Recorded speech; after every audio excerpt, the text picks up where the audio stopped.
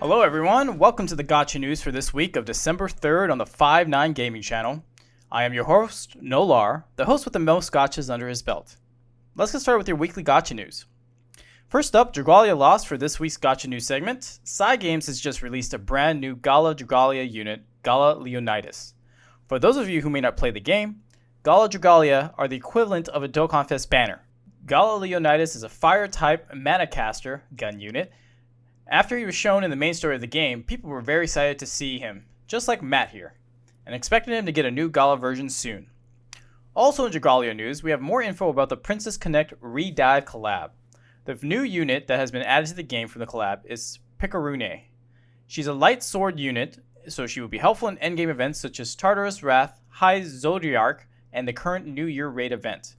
Her first skill deals damage to enemies and also gives you damage reduction from shadow attacks for 10 seconds. This skill is able to be shared on other adventurers, so be sure to make use of it. Now, for some Dokkan news. We recently got Dokkan Fest Strength Full Power Bojack and Tech Zangia. While everyone is happy that he is getting a Dokkan Fest unit, people are also upset that he's essentially a copy and paste of Strength Cooler, but slightly worse. Same goes for Zangia and the Physical Cooler's Armored Squad unit. Hopefully things turn around for the Christmas LR banner, and they release the Super Saiyan 2 Gohan from that movie. Seems like a shoo-in for him to be the Christmas LR. But we will wait for final confirmation from Akatsuki. Alongside this new Bojack and Zangia unit, we're also getting the new chain battle for JP Dokkan, where the boss is Super Saiyan 2 Gohan. Now, this doesn't confirm anything for a new unit, but it does make sense and goes with the theme of the celebration. The three categories that will be buffed are Space Traveling Warriors, Terrifying Conquerors, and Namekians. The latter seems rather odd, but we'll see how this plays out. On the global side, we have news of LR Super Saiyan Blue Kaioken Goku and Super Saiyan Blue Evolution, or if you're Toon Rami, Super Saiyan Blue Royal Blue Vegeta. Alright, 10 featured units. Transforming Vegeta, Transforming Goku, Angel Golden Frieza, Strength Jiren. Yeah, sorry guys, it's just the PTSD is coming back. For those of you who don't know, it took me 16,500 stones to rainbow them.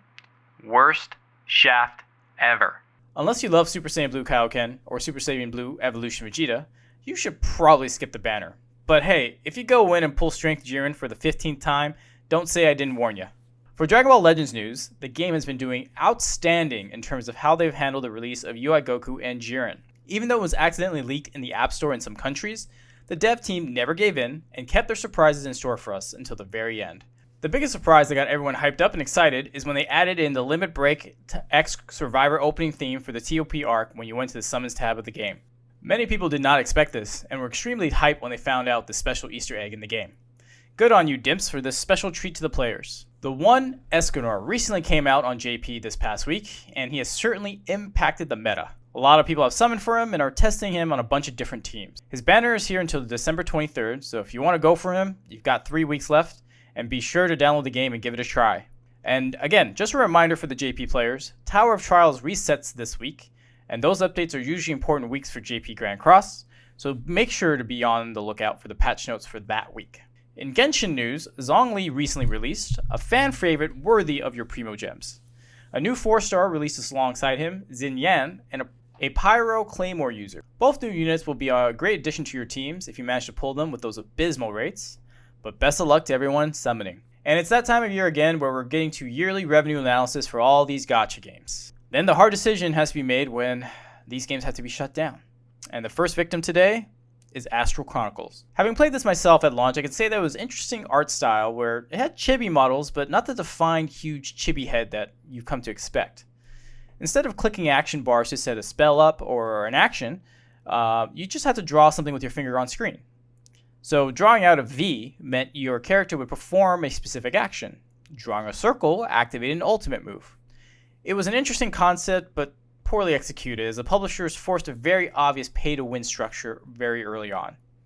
And when the servers are continually added, it's also a bad sign since the player base gets fragmented significantly. You can't recharge anymore, but if you still want to play the game, it's up until December 31st of this year. Now, remember a few weeks ago when I covered the rates being rigged by Gumi on their Final Fantasy Brave Exvius World of the Visions JP server edition? Well, guess what? It wasn't exclusive to JP. Global Shaft?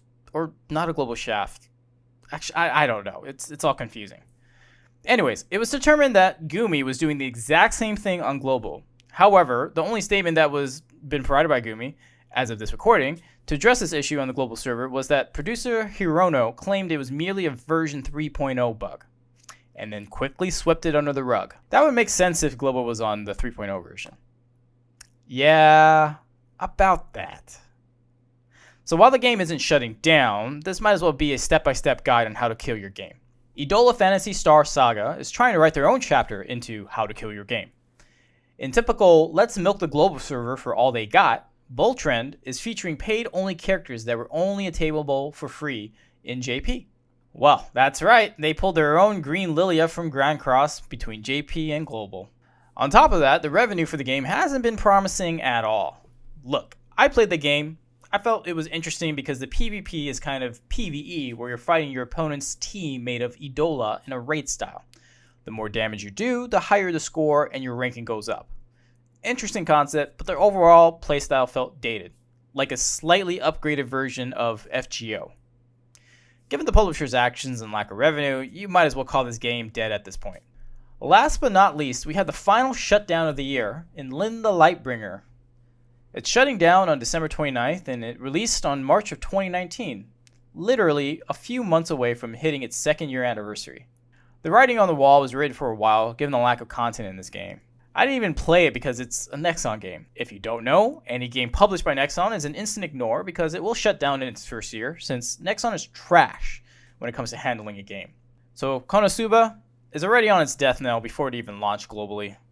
Seriously, play Nexon games if you want, but never spend a dime. And that's it for this week's Gacha news, guys. If you liked the video, hit that like button. If you're new here and like the content, hit that subscribe button and notification bell to know when we go live with videos. I am your host, Nolar, signing off from the Gacha News Weekly on the 5-9 Gaming Network.